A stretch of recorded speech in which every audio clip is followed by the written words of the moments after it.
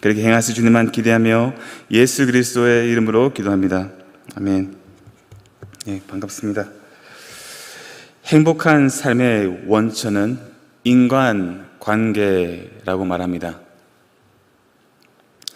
서로 사랑을 나눌 수 있고 대화를 나눌 수 있는 그런 사람이 옆에 있다면 정말 그것은 행복입니다.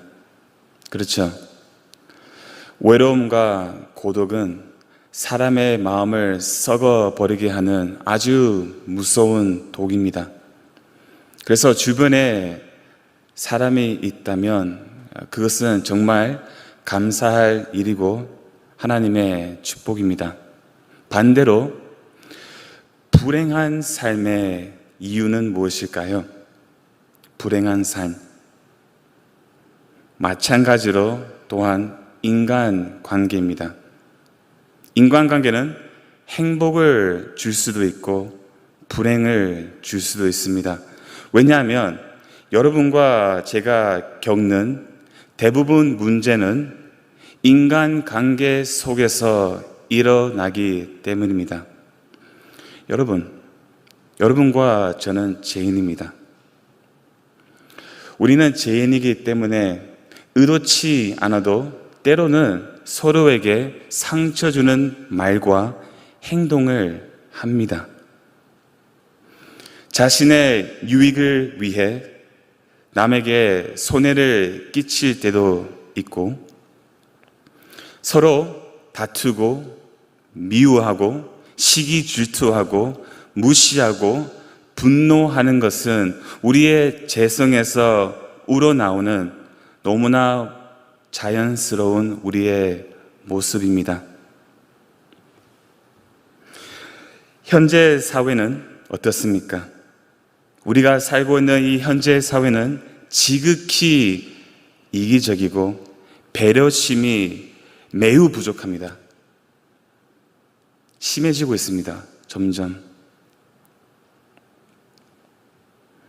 상대방의 잘못을 용서하거나 용납하기 어려워하며 보복 범죄와 소송은 만연한 일이 되었고 이 사회는 점점 더 복수와 분노와 증오와 적대감으로 가득 차 있습니다. 자, 이런 갈등이 심한 인간관계 속에서 예수님을 믿는 여러분과 저는 어떻게 살아야 할까요? 바로 사랑과 용서입니다. 하나님께서 예수 그리스도의 십자가를 통하여 우리 같은 죄인을 사랑하시고 용서하신 것 같이 우리도 서로를 사랑하고 용서하면서 살아야 합니다. 그러나 우리의 현실은 어떻습니까? 쉬운 일이 아닙니다. 상대방의 잘못을 이해해주고 용서해주는 것은 쉬운 일이 절대로 아닙니다. 저도 많이 경험해봤습니다. 용서하는 것보다 미움과 원망을 품고 사는 것이 어쩌면 우리에게 더 쉬울 수가 있습니다. 그러나 성도의 삶은 예수 그리스도를 본받는 삶입니다. 무엇을 본받습니까? 예수 그리스도의 희생적인 사랑과 허물을 덮어주는 용서입니다. 자, 이 용서에 대해서 여러분과 함께 말씀을 나누고자 하는데요. 오늘 본문 말씀 빌레몬서를 보시면 용서라는 단어가 단 한 번도 나오지 않지만 그러나 진정한 용서가 무엇인지 그림을 잘 그려주는 책이라고 말할 수 있겠습니다. 바울은 용서가 무엇인지 어떤 신학적 원리나 비유로 설명하지 않고 자신에게 소중한 두 사람, 빌레몬과 오네시모라고 하는 이 두 사람이 관련된 실제 상황을 통해 용서의 중요성을 가르치고 있습니다. 다 같이 1절 말씀을 읽겠습니다. 하나, 둘, 셋. 그리스도 예수를 위하여 갇힌 자 된 바울과 및 형제 디모데는 우리의 사랑을 받는 자여 동역자인 빌레몬과. 아멘. 바울은 지금 로마 감옥에 갇혀 있는 중에 빌레몬이라는 사람에게 편지를 씁니다. 그래서 이 빌레몬스는 흔히 말하는 옥중 서신입니다. 잘 아시다시피 바울이 옥에서 편지를 4개를 썼는데 어떤 편지들이죠? 에베소서, 빌립보서, 골로새서, 그리고 이 빌레몬서입니다. 에베소서, 빌립보서, 골로새서는 공적인 서신입니다. 그러니까 교회 전체를 위해 쓴 서신이죠. 그러나 이 빌레몬서는 이 특수한 사람 빌레몬에게 쓴 아주 개인적인 편지이고 지극히 친밀하고 뜨거운 사랑이 담겨 있는 편지라는 것을 우리가 읽어보면 느낄 수 있습니다. 그런데 옥에 갇혀 있는 바울이 왜 이 편지를 한 사람에게 썼을까요? 이 편지의 목적은 무엇일까요? 바로 이것입니다. 바울이 빌레몬에게 개인적인 부탁이 있었기 때문에 이 편지를 썼습니다. 다 같이 8절부터 9절 말씀을 읽겠습니다. 이러므로 내가 그리스도 안에서 아주 담대하게 내게 마땅한 일로 명할 수도 있으나 도리어 사랑으로서 강구하노라. 나이가 많은 나 바울은 지금 또 예수 그리스도를 위하여 갇힌 자 되어. 아멘. 사랑 진짜 시간만 있으면 말할 것이 너무나 많지만 자제하고 바울이 4절부터 7절까지 빌레몬을 높이 칭찬한 후 8절부터 본격적으로 그가 이 편지를 쓴 목적을 말합니다. 8절과 9절 말씀을 이렇게 또 다르게 표현할 수가 있습니다. 제가 바꾼 말입니다. 내가 그리스도 안에서 아주 담대하게 너에게 명할 수 있지만 도리어 사랑으로서 간곡히 부탁하노라. 이 간구한다는 말은 간곡히 부탁한다는 말도 됩니다. 저는 이 말을 꼭 드리고 싶었습니다. 8절과 9절 말씀을 통하여 저는 바울의 겸손을 보았습니다. 빌레몬은 사도 바울의 복음 전도를 통해 예수님을 믿게 되었습니다. 예수님을 믿고 거듭나고 구원받았죠. 그리고 나서 바울을 통해 자기 집에서 골로새 교회를 세웠습니다. 어찌 보면 빌레몬은 바울에게 빚진 자이고 바울은 그의 생명의 은인 같은 존재, 스승 같은 존재입니다. 세상 기준입니다. 세상 기준으로 따져보면 빌레몬은 바울 아래에 있는 사람이라고 말할 수 있겠죠. 그렇잖아요. 그리고 사도라는 직분은 교회 안에 엄청난 권위가 있었습니다. 그러나 보십시오. 바울은 충분히 자기가 원한 것을 명할 수 있었지만 어떻게 합니까? 자신의 권위를 버리고 겸손한 자세로 간절히 부탁합니다. 한국 사회는 위계 질서가 분명합니다. 위아래가 있고 계급이 있고 차별이 있습니다. 그러나 안타까운 현실은 위계 질서가 교회 안에 있다는 것입니다. 그럴 수 있을까요? 우리는 그리스도 안에서 동등한 형제 자매들입니다.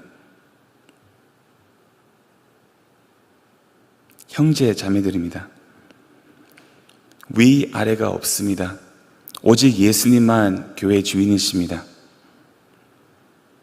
직분은 왜 있을까요?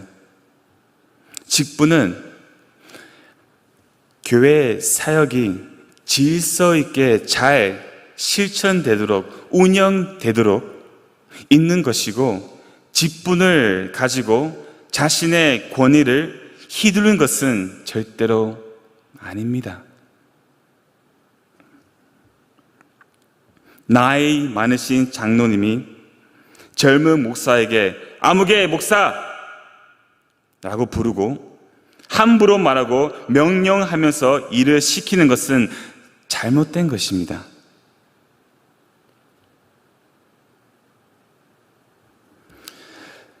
다행히 우리 교회는 그런 장로님이 안 계십니다. 제가 그냥 포인트를 말씀드리라고 예를 드린 것입니다. 잘못된 것입니다.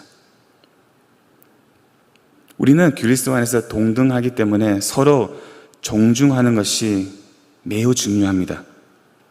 함부로 말하거나 함부로 행동하면 안 되는 것입니다. 바울은 지금 자신을 철저히 낮추고 겸손한 자세로 빌레몬에게 간곡히 부탁합니다. 10절 말씀입니다. 갇힌 중에서 낳은 아들 오네시모를 위하여 내게 간구하노라, 부탁하노라. 아멘. 바울은 지금 오네시모라는 사람을 위하여 빌레몬에게 부탁합니다. 도대체 이 오네시모라는 사람이 누구이길래 바울이 이렇게까지 부탁할까요? 자, 우리가 다 알고 있지만 오네시모는 빌레몬의 노예입니다. 그리고 빌레몬은 오네시몬의 주인이죠. 이 오네시모는 무슨 이유로 그렇게 했는지는 모르겠지만 어느 날 주인인 빌레몬의 재정 일부 훔치고 도망갔습니다. 주인의 집에서 도망갔습니다. 어디로 도망갔습니까? 로마에 도망갔습니다. 그러나 하나님의 놀라운 섭리 가운데 오네시모가 감옥에서 누구를 만나냐면 사도 바울을 만나게 됩니다. 그리고 평소에 사도 바울이 하는 것처럼 오네시모에게 복음을 전했고 그 복음을 통하여 오네시모는 중생했습니다. 예수님 믿고 거듭나고 구원 받았다는 것입니다. 그래서 이렇게 바울이 표현하죠. 갇힌 중에서 낳은 아들. 이 낳았단 말은 바울이 낳았다는 것이 아니고 영적으로 낳았다. 그러니까 복음을 통하여 중생했다. 다시 태어났다. 라는 뜻입니다. 오네시모와 바울과 대화를 하다 보니 바울이 무엇을 알게 됩니까? 보니까 오네시모가 바울이 사랑하고 바울의 동력자인 빌레몬의 노예라는 사실을 알게 됩니다.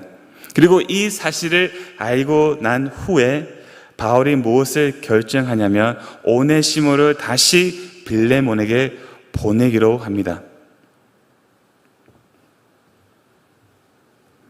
그냥 보내지 않죠. 이 편지와 함께 보냅니다. 이 당시에 도망가는 노예는 큰 죄를 범한 자입니다. 잡히면 감옥에 들어갈 수도 있고 심지어 처형을 당할 수 있는 그런 아주 큰 죄입니다. 바울은 이 편지를 함께 보냅니다. 여러분 생각해 보십시오. 이 오네시모는 주인의 재정을 훔치고 도망갔습니다. 빌레몬에게 해를 끼친 사람입니다. 다시 돌아갔다면 아무리 믿음이 있고 아무리 영적으로 성숙한 사람이라고 해도 쉬운 일이 아닐 것입니다. 그 오네시모를, 그 노예를 그냥 용서하고 받아주는 것은 절대로 쉬운 일이 아니죠. 그래서 바울은 이 편지를 보내면서 어떤 말을 하냐면 12절 말씀, 내게 그를 돌려보내노니 그는 내 신복이라. 이 신복이란 말은 각주에 있지만 심장이라는 뜻입니다. 심장. 심장이 무엇입니까? 생명이잖아요. 이 오네시모는 바울의 심장, 생명과 같은 존재 오네시몬을 너에게 보내노라. 야, 바울은 설득의 능력이 있는 것 같아요. 네. 그리고 바울이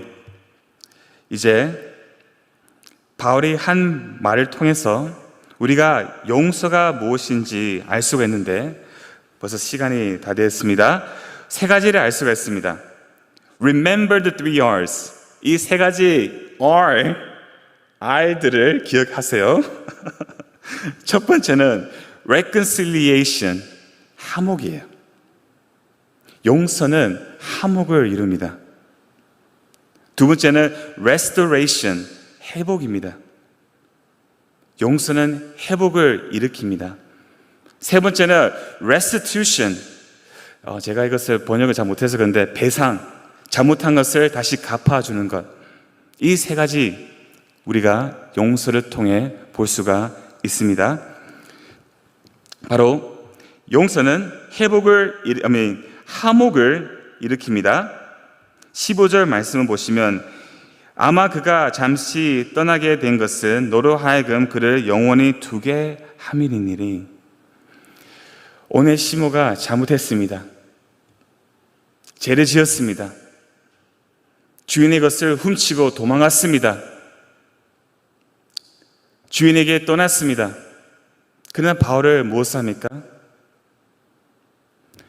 다시 빌레몬에게 오네시모를 보내서 어떻게 합니까?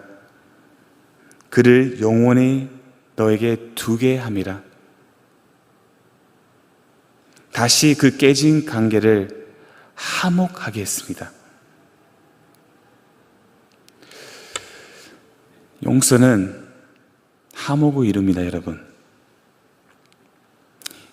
무너진 관계, 깨진 관계, 갈라진 관계가 다시 치료받고 다시 화목하게 되는 것입니다. 원래로 돌아가게 되는 것입니다. 이것은 굉장히 중요합니다. 내가 그냥 용서했다고 생각하고 그렇게 끝나는 것이 아니라 정말 그 상대방과 다시 원래 그 관계로 돌아가는 것, 화목하는 것, 서로 용서하는 것, 이것이 진정한 용서입니다. 자, 시간에 달해서 이것만 보겠습니다. reconciliation, 화목입니다. 여러분, 죄로 인해 우리는 어떻게 됐습니까? 우리의 생명의 근원이신 하나님과 완전히 단절되었습니다. 하나님과 우리의 관계는 끊어졌습니다. 우리에게는 소망이 없었습니다. 우리는 태어나자마자 진노의 자녀였고 우리는 영원한 멸망으로 갈 수밖에 없었습니다. 그걸 어떻게 했습니까? 예수 그리스도께서 우리를 위하여 십자가에서 죽으심으로 말미암아 그 십자가에서 여러분과 제가 마땅히 받아야 되는 그 하나님의 무시무시한 심판과 진노를 대신 받음으로 말미암아 어떻게 됐습니까? 하나님과 우리의 관계가 화목되었습니다. 용서받았습니다. 다시 원래 그 에덴 동산에 아담이 함께 하나님과 누렸던 그 친밀한 교제, 그 원래의 상태로 우리가 다시 돌아갔다는 것입니다. 얼마나 놀라운 은혜입니까? 자, 여러분, 용서가 어떻게 가능할까요? 용서하는 사람의 특징이 있어요. 용서할 수 있는 사람의 특징. 세상적인 그런 용서가 아니고 reconciliation, 화목, restoration, 회복, restitution, 배상, 이 영적인 회복, 이것을 가능하게 한 사람의 특징은 뭐냐면 바로 빌레몬에게도 있었는데 5절입니다. 주 예수와 및 모든 성도에 대한 내 사랑과 믿음이 있음을 들음이니, 바로 이겁니다. 사랑과 믿음입니다. 이 사랑은 인간적인 사랑이 아니죠. 십자가의 사랑을 아는 사랑, 그 사랑으로 마음이 충만한 사람, 그리고 예수 그리스도의 그 십자가를 믿음으로 바라보는 사람은 어느 누구도, 어떤 사람이라도 어떤 죄를 지었어도 용서할 수가 있습니다. 아멘. 용서하며 화목을 이루고 상대방을 회복하는 그런 우리 강성교회 가족들이 되기를 간절히 소망합니다. 아멘.